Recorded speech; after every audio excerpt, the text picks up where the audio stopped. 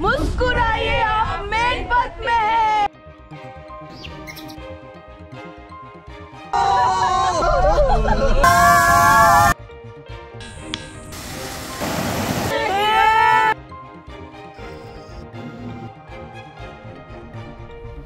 Hello everyone, it's me Sukanya. Welcome back to my channel. আমি আবার এসে গেছি একটা নতুন ট্রাভেল সিরিজ নিয়ে। এটা একটা ছোট্ট মনসুন উইকেন্ডের ট্রিপ প্ল্যান, যেটা আমি তোমাদের সাথে শেয়ার করতে চলেছি। আজকে 6 জুলাই আর আমি এখন আছি ঝারসুগুড়াতে, যেটা ওড়িশার মধ্যেই পড়ে।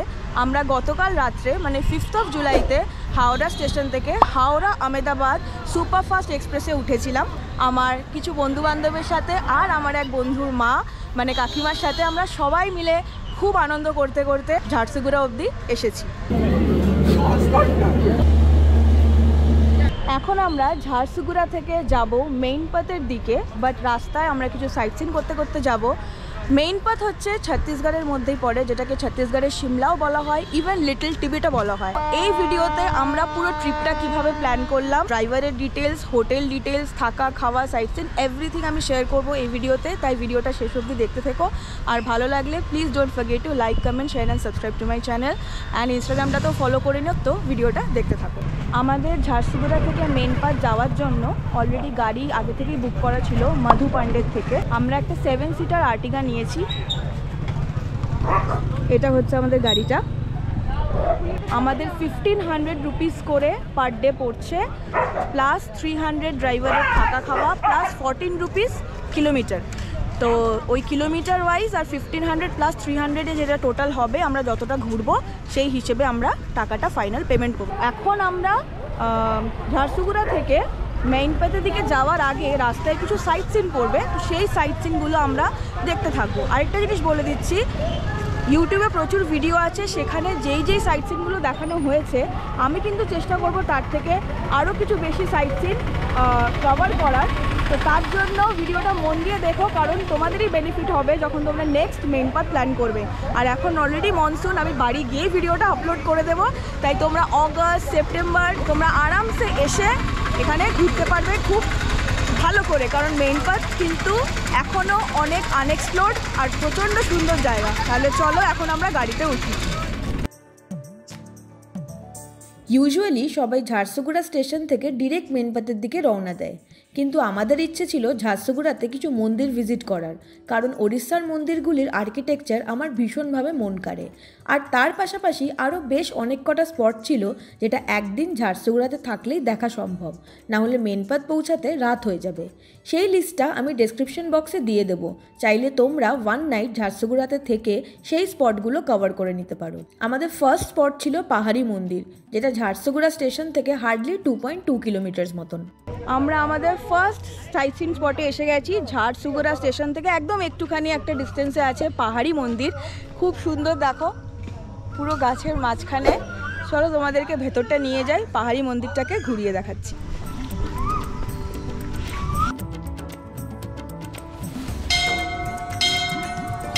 পাহাড়ি মন্দিরটি একটি ছোট পাহাড়ের চূড়ায় অবস্থিত এবং এই মন্দিরে শিবের পূজা করা হয়, পাশাপাশি হনুমানজিকেও পুজো করা হয়।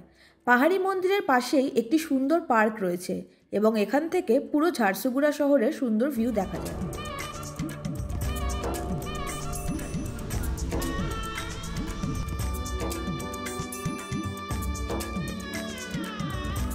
আমরা পাহাড়ি মন্দির ঘুরে নিয়েছি, খুব সুন্দর একটা চুপচাপ নিরিবিলি জায়গাতে, একটু টিলা পাহাড় টাইপের, ওর ওপরেই মন্দিরটা, কিন্তু খুবই সুন্দর। তো চলো এখন আমরা নেক্সট স্পটে যাচ্ছি। Team, where is team? Team.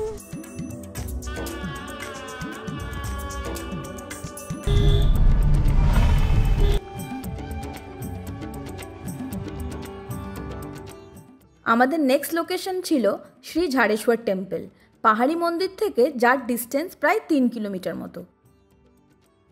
আমরা এসে গেছি আজকে আমাদের সেকেন্ড লোকেশনে। এটা হচ্ছে ঝাড়েশ্বর মন্দির।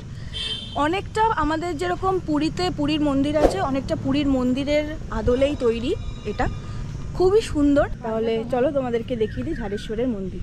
আর আমি রিকোয়েস্ট করব, মেনপথ যাওয়ার আগে ঝারসুগুড়া যখন নামবে, অবভিয়াসলি ঝারসুগুড়ার এই লোকেশনগুলো তোমরা কিন্তু কভার করো, খুব ভালো লাগবে।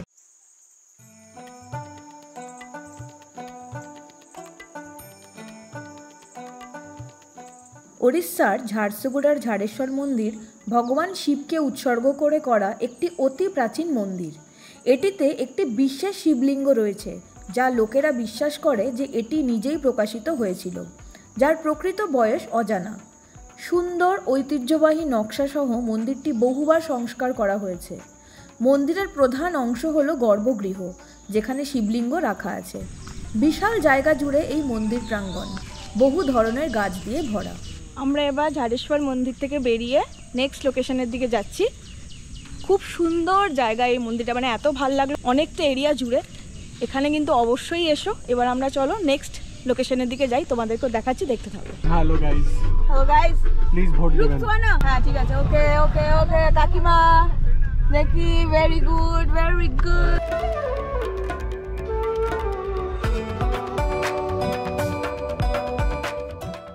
আমরা এখন হালকা করে একটু ব্রেকফাস্ট করতে আসলাম এরকম একটা জায়গাতে। এইখানে দেখি কি পাওয়া যায়। আমরা খাচ্ছি বড়া।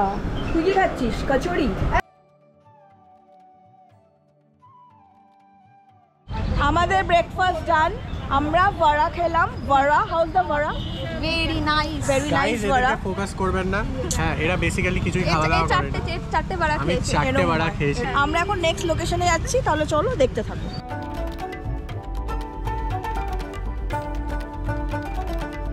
আমাদের নেক্সট লোকেশনটা একটু দূরেই ছিল। ঝাড়েশ্বর মন্দির থেকে প্রায় 22 কিলোমিটার দূরে ব্রজরাজনগরে এই শ্রী মা রামচণ্ডী মন্দির। ওড়িশার রাস্তা নিয়ে কিছু বলার নেই, অসাধারণ মাখনের মতো রাস্তা।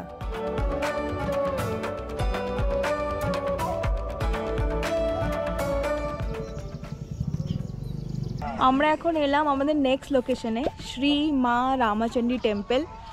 এটা মাস্ট ভিজিট, মানে আসতেই হবে। একদম ইব নদীর ধারে এই মন্দিরটা। চলো তোমাদেরকে ঘুরিয়ে দেখাচ্ছি শ্রী মা রামচণ্ডী টেম্পল।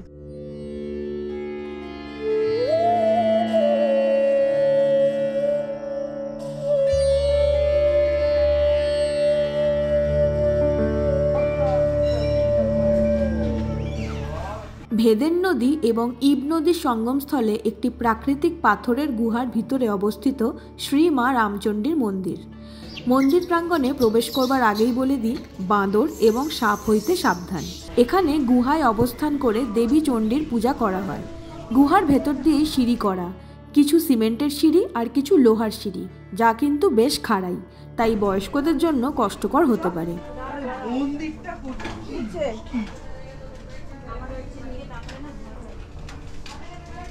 কিংবদন্তি অনুসারে এই মন্দিরটি ভগবান রামের যুগ থেকে এখানে দাঁড়িয়ে আছে। ভগবান রাম এবং লক্ষ্মণ বনবাসের সময় মা সীতার সন্ধানে জঙ্গলের মধ্যে দিয়ে যাচ্ছিলেন। তখন মা রামচণ্ডীর নাম ছিল কুলাচণ্ডী এবং তিনি তখনকার দিনে এই জঙ্গলের মধ্যে দিয়ে যাতায়াতকারী লোকেদের, পশুদের হত্যা করে খেতেন। ভগবান রামকেও তিনি হত্যা করতে যাচ্ছিলেন, কিন্তু তখন শ্রীরাম এসে তাকে শান্ত করেন এবং তিনি তাকে মা রামচণ্ডী নামে ধারণ করে এবং তাকে দায়িত্ব দেয় এবার থেকে এই পথে যারাই আসবে তাদেরকে সব বিপদ থেকে রক্ষা করতে। সেই থেকে এই মা রামচণ্ডী মন্দির খ্যাতি লাভ করে।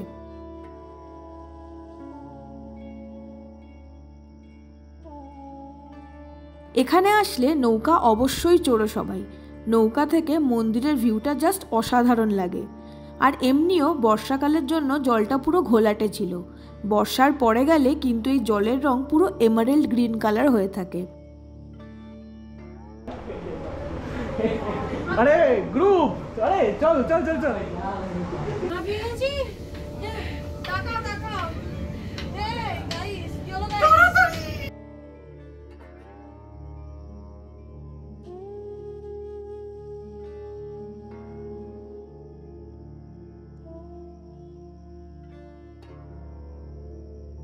বেশ কিছুক্ষণ আমরা এখানে সময় কাটিয়ে সোজা রওনা দিলাম মেইন পাথের উদ্দেশ্যে।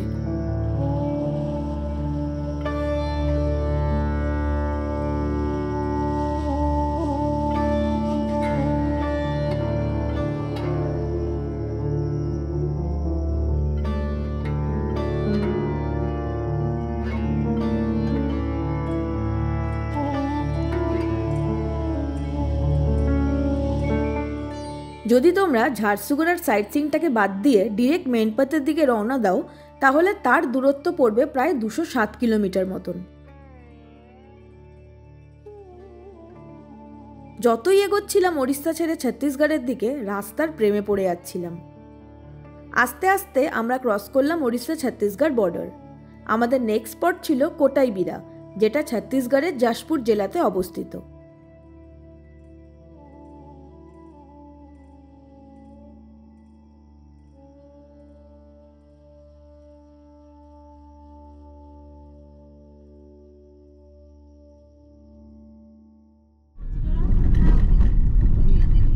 আমরা এখন ছত্তিশগড় ঢুকে গেছি।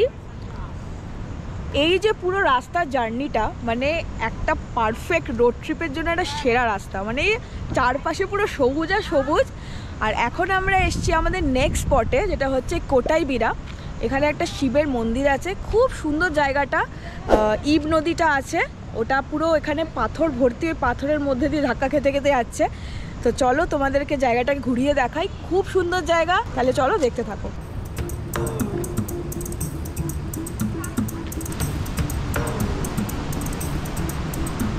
কোটাইবিরা বা কোটেবিরা বাবাধামকে স্থানীয় লোকেরা ভীষণ মানে এবং এই বাবাধামের সামনে বয়ে চলা নদীর অপর পাড়েই রয়েছে কপরদ্বার, যেখানে রয়েছে এক রহস্যজনক সুড়ঙ্গ এবং শিবের মূর্তি।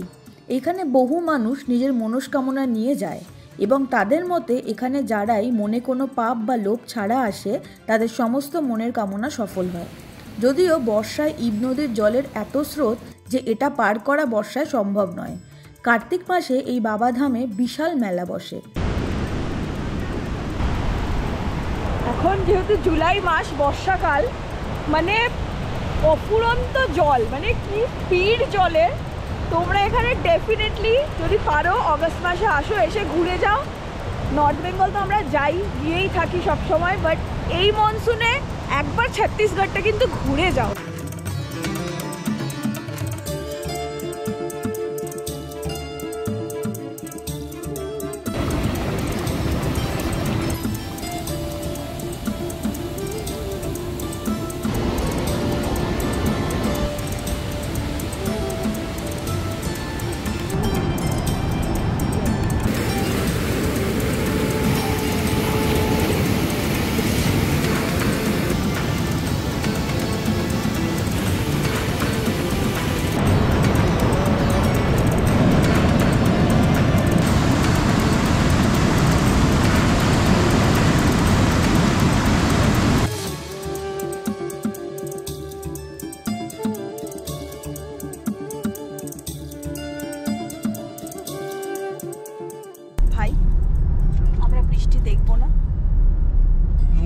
আমরা আবার এসেছি, বৃষ্টি বন্ধ হয়ে গেল।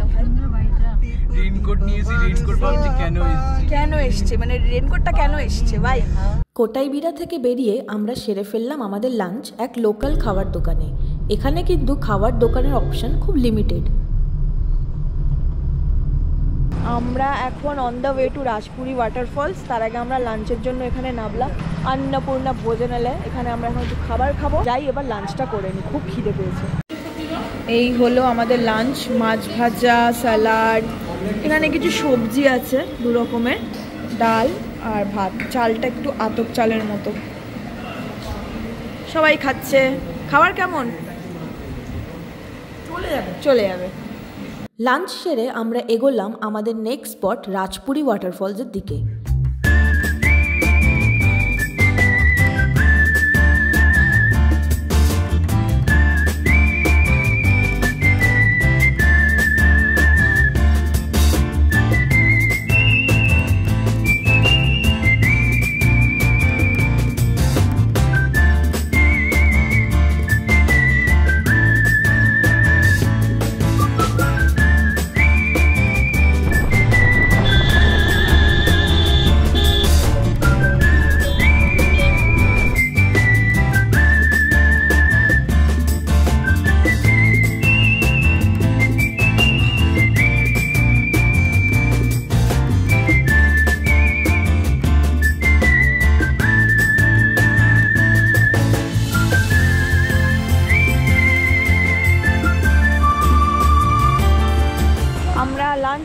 এখন ডিরেক্ট চলে আসলাম আমাদের নেক্সট স্পটে, রাজপুরি ওয়াটারফল। চলো দেখে নাও তোমরাও। রাস্তার ওপরেই অবস্থিত এই ওয়াটারফল, তাই বয়স্কদের বা যাদের সিঁড়ি ভাঙতে সমস্যা আছে তারা মন খুলে উপভোগ করতে পারবে এই ওয়াটারফলস, যার উচ্চতা প্রায় 60 to 70 ফিট। দুপাশ দিয়ে সিঁড়িও করা আছে, কেউ চাইলে ঝর্ণার আরও কাছে পৌঁছাতে পারে এই সিঁড়ি দিয়ে। আমরা নিচ থেকে ভিউ এনজয় করে নিলাম।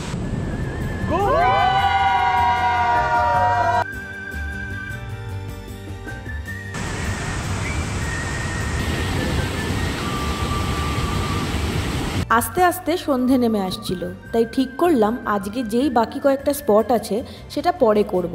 তাই ডিরেক্ট মেন পাথে আমাদের আগে থেকে বুক করে রাখা হোটেলের উদ্দেশ্যে রওনা দিলাম।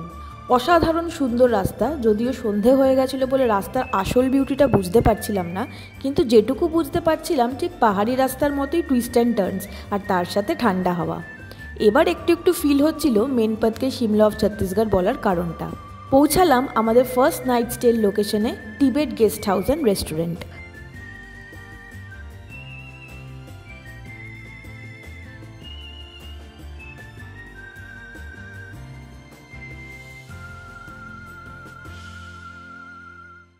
আমরা এখন চেক ইন করলাম, সন্ধ্যে 7:30 বাজে, প্রায় অনেকটাই দেরি হয়ে গেছে। এখানে স্টে করছি, এটা আমাদের রুম। সামনে একটা এরকম অনেকটা স্পেস, এখানে চেয়ার ফেয়ার নিয়ে বসা যাবে। আর এই হলো রুম, এটা আমাদের রুম নাম্বার 303। এখানে একটা বেড, এখানে বেসিক্যালি আমরা 3 জন থাকবো, বাট রুমটা অনেকটা স্পেশিয়াস, মানে অনেকটাই স্পেশিয়াস। এখানে একটা কাবার্ড আছে,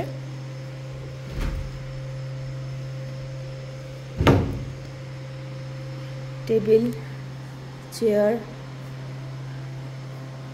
mirror, I am exhausted, TV, sofa, চাইলে এখানে এক্সট্রা ম্যাট্রেস দেওয়া হবে।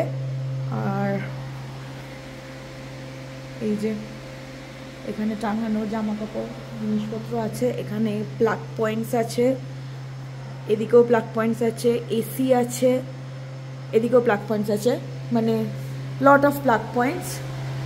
অ্যান্ড এই হলো washroom, huge washroom, is huge, মানে আমি ঢুকেই দেখাচ্ছি।